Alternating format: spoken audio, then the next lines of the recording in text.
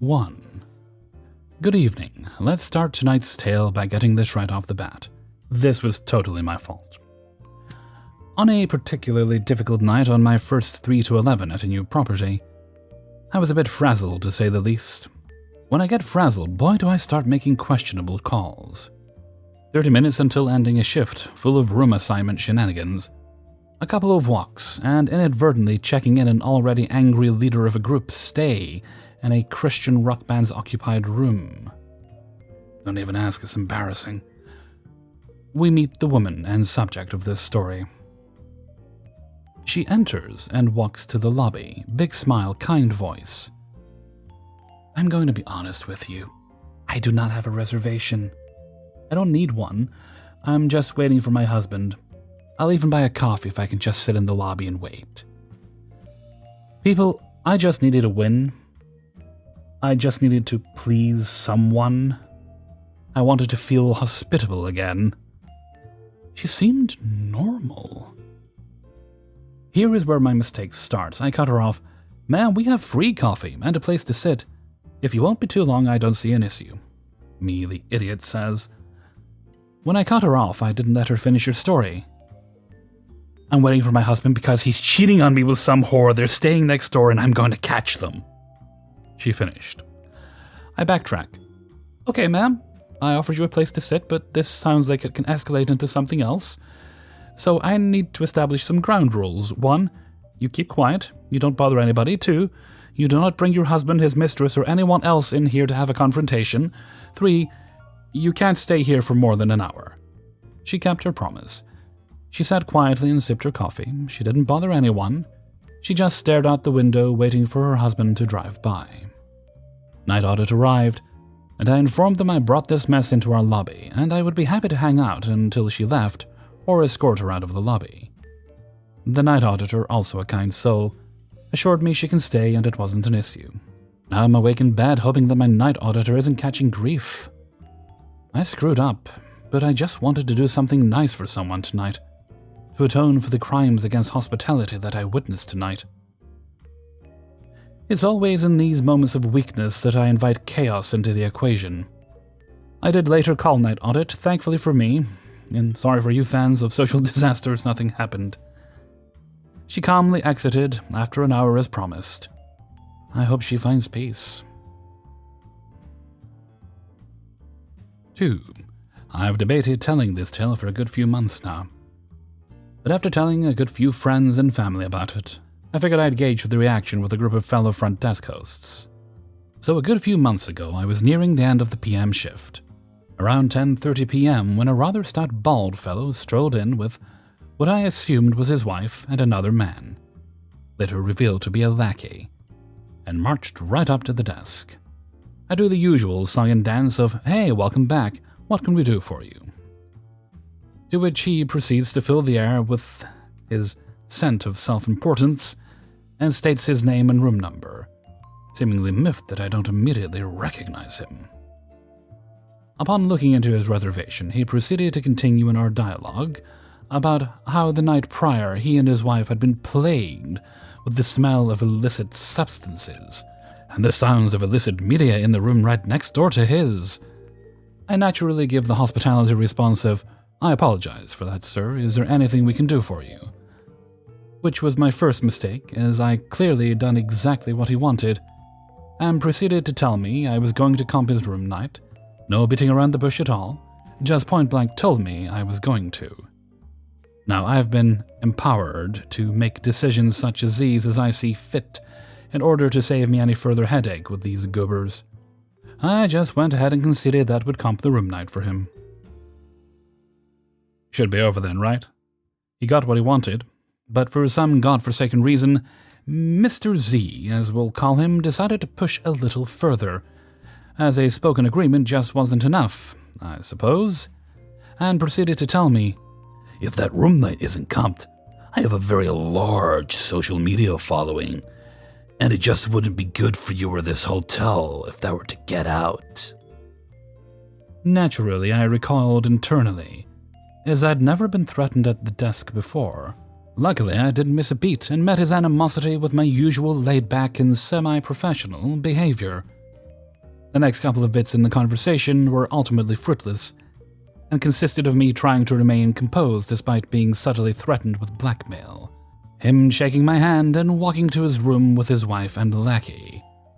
Now I, of course, being the nosy individual I am, immediately looked him up and found he's the founder of a massive megachurch up in Colorado and just used his religious influence to bully a random front desk worker into getting his room comped.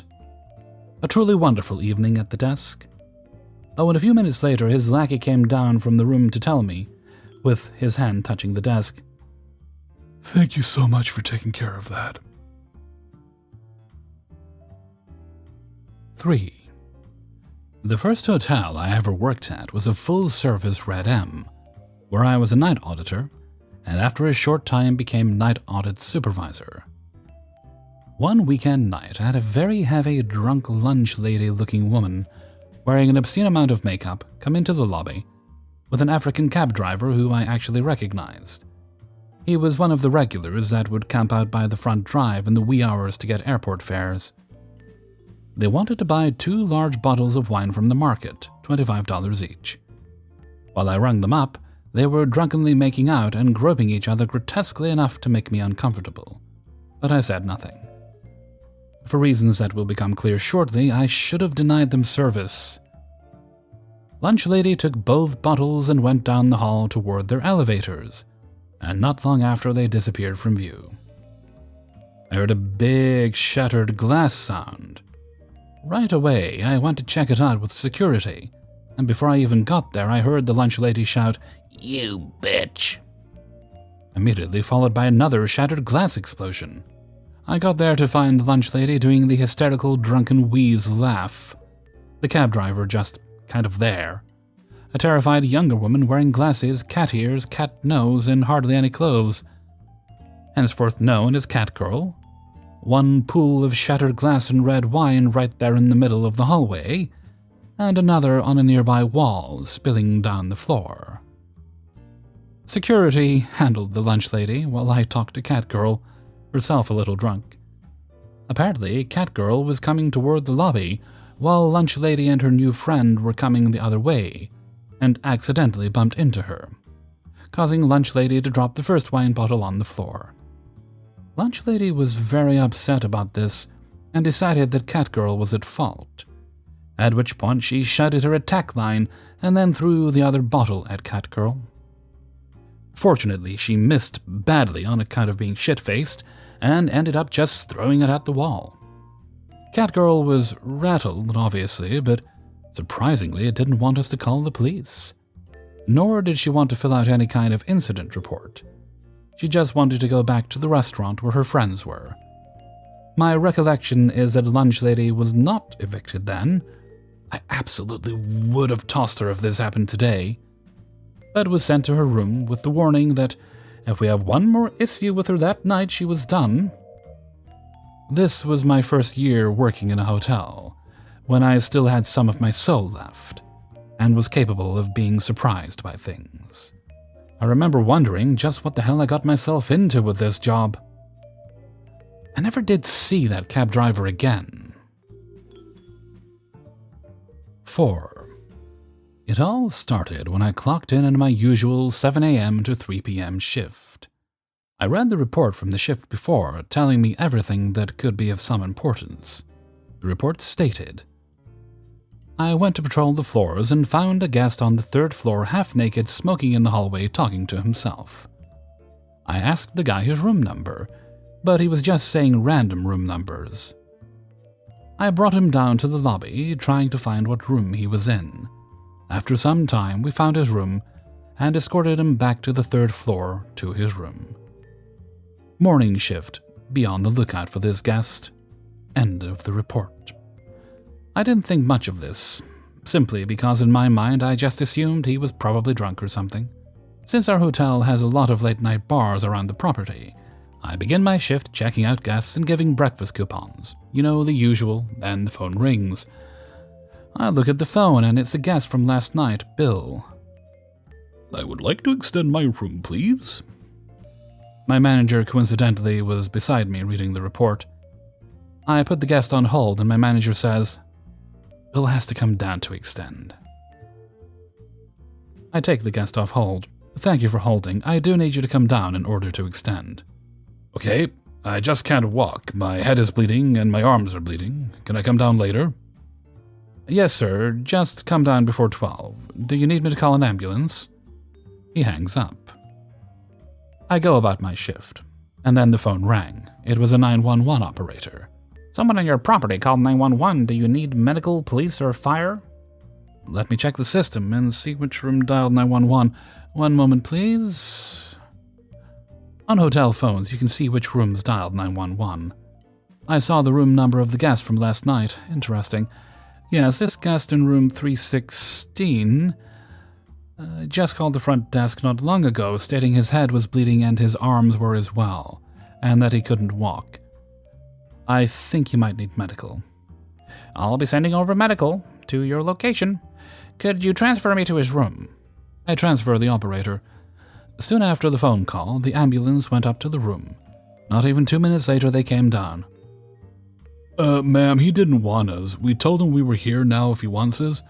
We can help him now. He told us, no, don't come in. I called by accident. They left shortly after. The whole time, me and my manager are just confused on if he was actually injured or not. My manager leaves to their office. He comes down, walking and looking perfectly normal. I just got harassed in your elevator. I also want to extend and get housekeeping.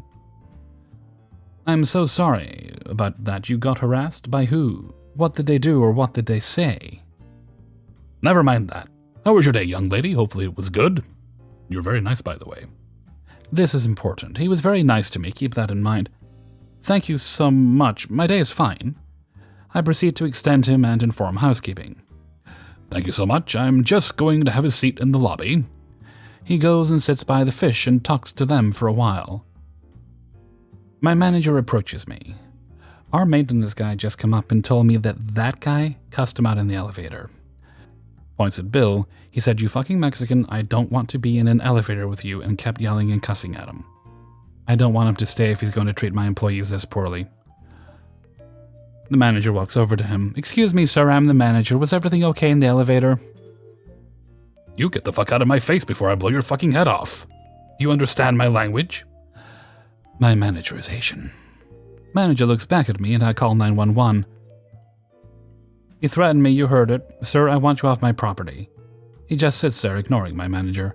The cops walk in, an Asian officer and a black officer. Bill stares at the officer in shock and just sits there staring at them. Clearly, Bill is quite racist, and the cops pick up on this rather quickly. Bill looks at me, trying to speak to me, a white female. From what I saw, he only likes white people. Shortly after, he becomes aggressive and gets handcuffed by the cops. He started yelling at the Asian cop. Is that your American name? Can you understand English? Don't fucking touch me. The police take him away, and he's now banned from the property. For those wondering, I did refund him. I did not want to do that. 5. So this memory popped in my head about the time I was working as a housekeeper at an oceanfront hotel. I have encountered several Karens at these types of jobs, but this one situation stuck in my memory because I felt instant satisfaction making this one feel like shit. This took place in the summer. During our busiest time of the year, we had all kinds of employees, senior citizens, people with disabilities, teenagers, etc. In the summer, we had tourism students from other countries come and work for the summer. They mostly worked as housemen and housekeepers. Some students were from Turkey. One day, I was working on my regular floor. I was providing stayover service in the suites at the end of the hall. I had seen a guest coming in and out of her room several times a day. I didn't think anything of it because all guests do that. There was a houseman cleaning the elevators, stocking my closet and vacuuming the hallways.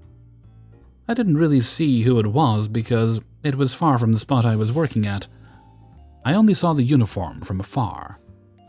Every time I grabbed stuff from my cart in the hallway, I saw her from a distance, going up to the houseman. She went up to him, maybe, give or take, 4 times within 45 minutes. I thought it was weird, but I continued to work. Housekeepers are timed to get rooms cleaned, so I didn't have time to stop and check out what was happening. About the 5th time she goes up to him, and I start to hear yelling. She was demanding something from the houseman like he wasn't acknowledging her. I thought it was one of the Turkish boys she was yelling at. Some of them didn't speak English very well. I thought it was because of the language barrier, and that's why the houseman wasn't paying attention to her. I finally come out of the room to check it out. I started walking down the hall. She went into her room as I was approaching the elevator area. I was in complete shock to see who the employee really was. She comes out of the room again. She sees me in the hallway and pulls me aside away from the houseman. In the most entitled tone, she tells me, "Who is that employee? I want his name." I ask, "Why do you ask?" She was pissed I asked that. She responds, "Because I'm going to complain about him. I've asked him several times to give me towels and to clean my room. He was so rude. He ignored me and grunted at me." I responded with a cocky smirk on my face, knowing I was about to make her feel like crap. I said, "Ma'am, he's the houseman. He doesn't clean the room. I do. Just haven't made my way down to your room yet." Then continued saying, "Oh, and the houseman was not being rude. He can't understand what you're saying because he's deaf." Let me tell you, her face instantly dropped and her demeaning tone changed immediately. I knew she felt like crap after that. I told her, "I can clean your room now if you want." She was so embarrassed that she said, "No, it's okay. I'll just take the towels." She went back to her room so fast and didn't come out for a while after that. First time I humbled a Karen, and it felt so good. Hey everybody, Hellfreezer here, and thank you very much for listening to Coahw, episode 110. And thank you very much to everybody who allowed me to use their stories in this video. Before you go, please do poke the like button if you'd be so good. YouTube likes it when you do that, and we want to keep YouTube happy. Alright, let me just have a quick check. I don't think there's any shoutouts for this one. No, there aren't. Okay, right, so we're going to move right along to Hellfreezer's question of the day. And today's question is... And this question comes thanks to Venikins, my moderator. If you could watch only one sci-fi or fantasy show forever, what would it be? This might be cheating in my case, and I think anyone who knows me even slightly knows the answer, but I'm going to say Star Trek, because it's been going for decades. There's probably like a dozen shows by this point. I think there was 10 last I checked. They keep making new ones. Not a complaint. It's a great time to be a Star Trek fan. Hell, 2 are coming to an end soon, but there's other ones on the way. So there's always new material to watch. And if you're not in the mood for the new stuff, you can go back and you can enjoy the old stuff. But if I was to make it tough on myself and I wasn't allowed to pick something that has multiple iterations and I can only pick one show, I would pick Doctor Who, like someone else in the chat just suggested. Because there are Doctor Who spin-offs. Torchwood was quite good. It's the only one I've actually watched. I haven't watched the other ones. But Doctor Who has been going for decades. There are more episodes than I have seen, and I have actually tried to watch them all. I had a BritBox subscription at one point, actually trying to catch up with and watch all the old Doctor Who. And I did watch some of them, but I've got to be in the right headspace, the right frame of mind. Usually a really cold winter's evening, snuggled up with a duvet, get the heater on, cup of tea, some biscuits, watch William Hartnell, being a grumpy old man and making snide jokes while piloting the TARDIS. So I watched a few, I haven't finished. I didn't quite make it to the Patrick Troughton era, but I will eventually go back because... like I say, streaming is a good way to catch up. But with Doctor Who, I'll never be able to watch all of them because there's like 80 odd episodes missing. Even though they've got the audio for all of them, they don't have the video. maybe that's something that AI technology could help replace one day. Just shove all the episodes of Doctor Who into the thing and let it fart out a new video. It might be more technical than that, but, fart out a new video. But you might have other, more interesting, better ideas, and I should probably start rambling on about Doctor Who now. So, please let me know what you think in a comment below, and I'm going to head off for now. So until next time, thank you very much for listening, and take very good care of yourselves.